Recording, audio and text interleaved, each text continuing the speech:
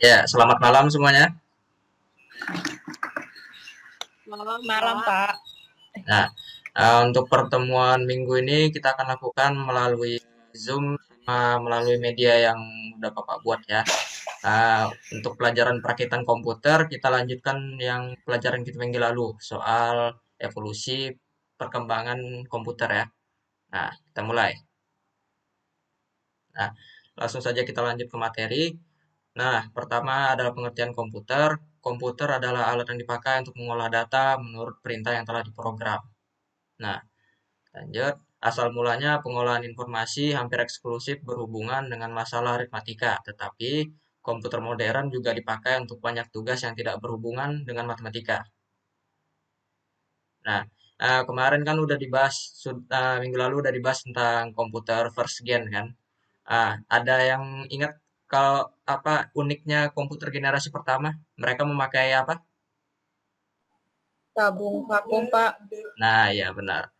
Nah, kemudian udah tahu kan dari Bapak ceritakan kemarin kalau komputer generasi pertama itu digunakan pada zaman perang. Nah, jadi digunakan untuk mengenkripsi kode-kode rahasia antara tentara.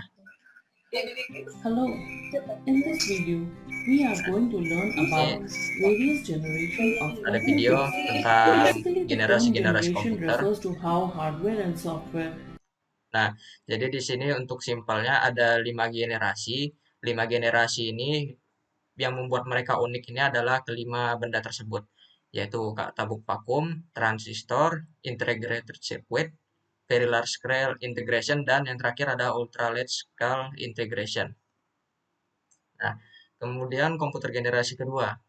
Nah, untuk komputer generasi kedua yang membuat dia unik dan berbeda dari komputer generasi satu kemarin itu adalah penggantian dari tabung hampa menjadi transistor ya.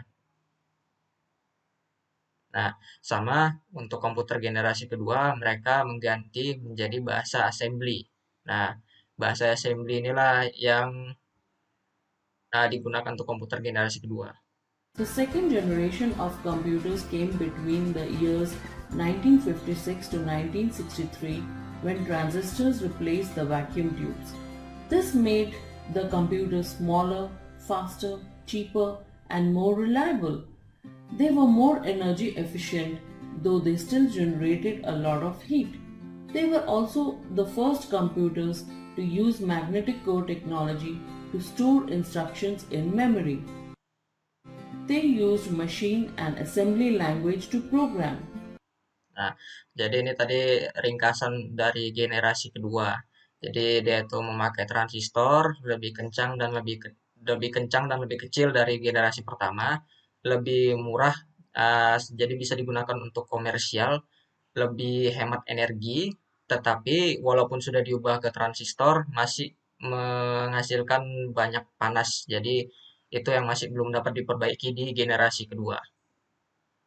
Nah, kemudian di generasi ketiga, nah disinilah transistor itu diganti menggunakan IC. Jadi mereka mengganti transistornya diganti jadi integrated circuit.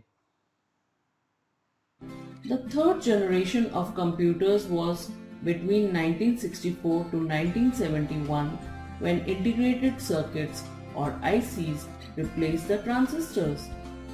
This made the computer smaller, faster, cheaper than earlier computers.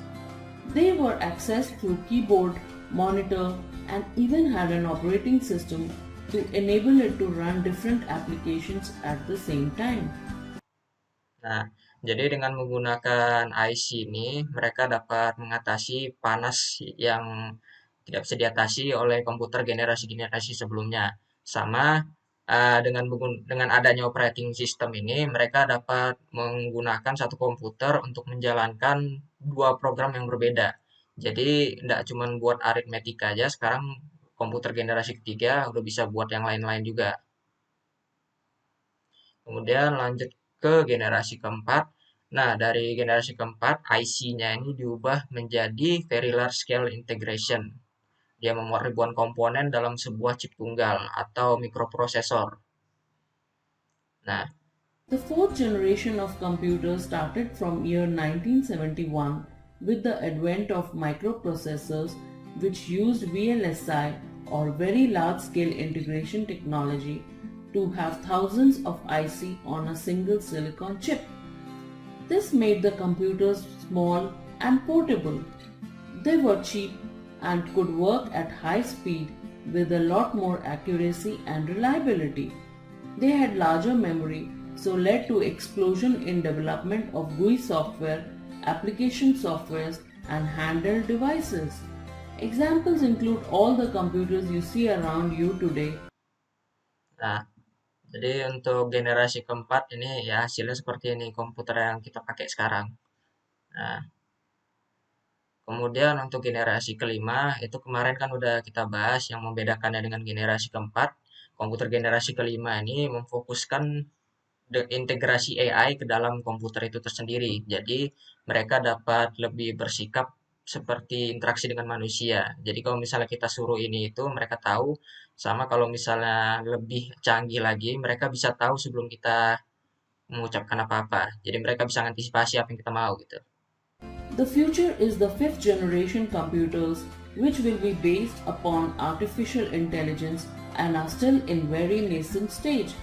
They will use ULSI or ultra large scale integration technology, making it even more faster, cheaper, and self reliant.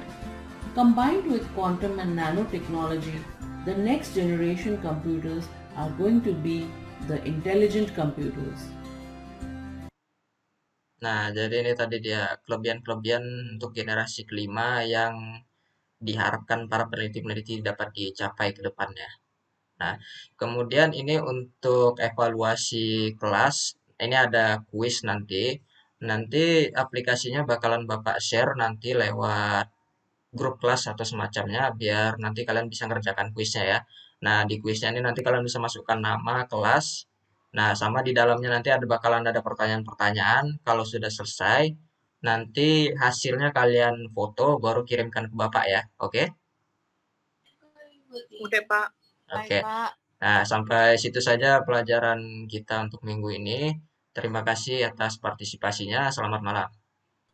Selamat malam, Pak.